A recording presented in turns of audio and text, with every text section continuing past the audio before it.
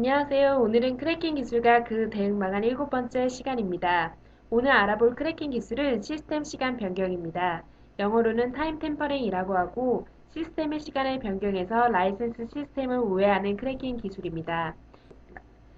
이에 대한 대응 방안은 두 가지가 있습니다. 먼저 소프트웨어 라이센싱 기능을 구현할 때 타임 템퍼링을 방지할 수 있도록 구현하는 것입니다. 그리고 두 번째는 RTC, 즉 리얼타임 클록이 내장된 동글을 사용하는 것입니다. 두 번째 방법은 하드웨어적으로 시스템 시간 변경을 막는 방법이고, 첫 번째는 소프트웨어적으로 시스템 시간 변경을 막는 방법이 되겠습니다. 먼저 시스템 시간 변경, 즉 타임 템퍼링이 무엇인지 알아보도록 하겠습니다. 그림을 보시면 PC가 있습니다. 그리고 PC에 라이센스된 소프트웨어를 실행하게 됩니다.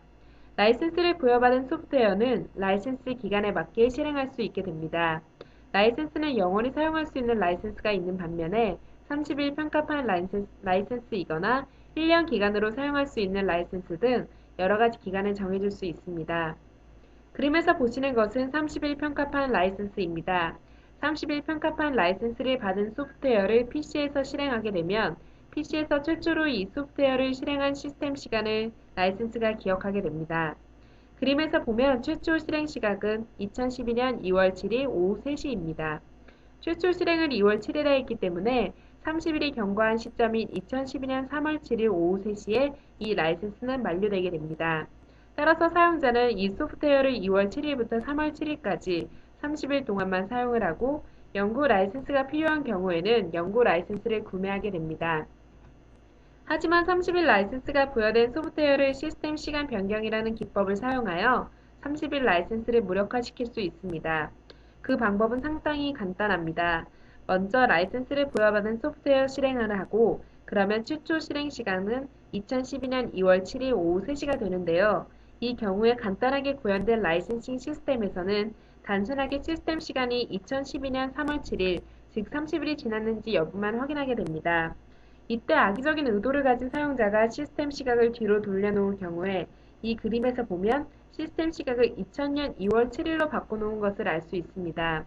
시스템 시각을 2000년 2월 7일로 바꿔놓으면 2012년 3월 7일이 오기 전까지는 약 12년의 시간이 걸립니다. 따라서 이 소프트웨어를 30일만 실행할 수 있는 것이 아니라 12년이란 시간 동안 계속 사용할 수 있게 되는 것입니다. 이것이 바로 타임 템퍼링 기법입니다. 이번에는 타임 템퍼링 크래킹 기법을 어떻게 막을 수 있는지에 대해 알아보도록 하겠습니다. 먼저 두 가지 방법이 있습니다. 소프트웨어적인 방법과 하드웨어적인 방법이 있습니다. 먼저 소프트웨어적인 방법에 대해 알아보도록 하겠습니다. 소프트웨어적인 방법을 사용해서 타임 템퍼링을 막으려면 먼저 진보된 라이센스 시스템을 사용해야 합니다.